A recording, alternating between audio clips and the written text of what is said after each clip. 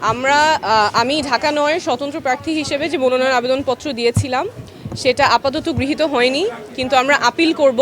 Appeal করার প্রক্রিয়া আমরা ইতিমধ্যেই শুরু করেছি। কারণ হিসেবে যেটা নির্বাচন কমিশন বলেছে, আপনারা জানেন যে স্বতন্ত্র প্রার্থীর জন্য বিধি অনুযায়ী 1% ভোটারের স্বাক্ষর নিতে হয়। সেই 1% ভোটারের সংখ্যা যা হয় তার চেয়ে আমরা বেশি স্বাক্ষর সাবমিট করেছি, প্রায় 200-র মতো বেশি ছিল।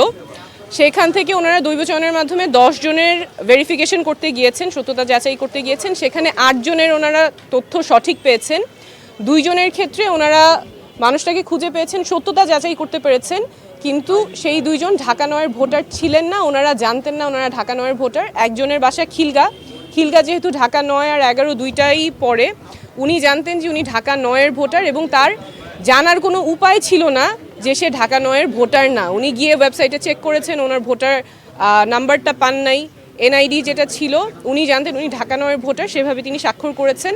আরেকজন যার ব্যতিক্রমে এসেছে, তার কাছেও যে হার্ড কপি আছে এনআইডির, সেই এনআইডির ঠিকানা অনুযায়ী উনিও ঢাকা 9-এর ভোটার, কিন্তু নির্বাচন কমিশনের কাছে তথ্য আছে যে তিনি ঢাকা 9-এর ভোটার না, সেটাও তার জানার কোনো উপায় ছিল না।